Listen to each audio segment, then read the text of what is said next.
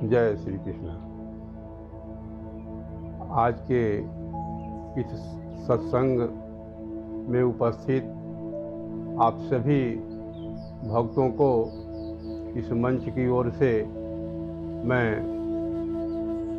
प्रभु से यही प्रार्थना करना चाहूँगा कि हे प्रभु, आए हुए आप इन सभी भक्तों को मनोकामना की पूर्ति करें। इसी से संबंधित ये सत्संग में आए हुए आप सभी भक्तों से मेरा यही निवेदन है कि आज के परिवेश में हर मानव प्राणी बहुत ही दीन दुखी की प्रक्रिया को झेल रहा है। इसी से संबंधित मैं दो शब्द आप सभी भक्तों के सामने दर्शाना चाहूँगा। ओम शरण गिरे की लाज को राखो कृपा निधान,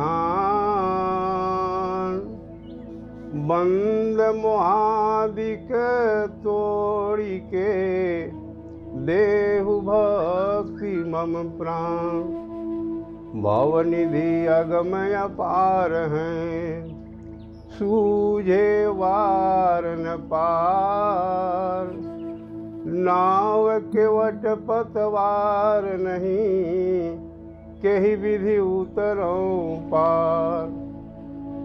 भक्ति जहाज चढ़ाई के तत्व ज्ञान पतवार। देव सदा फल तार हूँ, सार शब्द निर्चार। ओम सार शब्द निर्चार। सबसे पहले यह सत्संग क्या होता है, इसका बहुत ही महात्म माना गया है। हमारे ऋषि मुनियों के द्वारा भी इस चीज़ को दर्शाया गया है कि सत्संग बिन जीव अभागा। बंधुओं, जिस प्रकार से जानवर जुगाली अगर नहीं करता है तो मान के चलिए वह जानवर बीमार की अवस्था में होता है, ठीक उसी तरह से यह सत्संग जो होता है वह जुगाली का काम करता है। जुगाली मीन्स पगुरी जिसको कहते हैं। तो जिस प्रकार एक जानवर को भोजन पचाने के लिए उस जुगाली की ज़रूरत पड़ती है, ठीक उसी तरह से एक मनुष्य के लिए यह जुगाली सत्संग का जो है रूपरेखा बताया गया है। इसलिए हर मानव प्राणी के लिए सत्संग अनिवार्य होता है। एक वृतांत है कि कुछ सत्संगी लोग सत्संग सुनने के लिए नित्य एक आश्रम में जाया करते थे। रास्ते में एक बरई की दुकान पर तोता पाल के रखा हुआ था। आने जाने वालों से वो बार बार पूछता था कि आप लोग हर दिन कहाँ जाते हैं।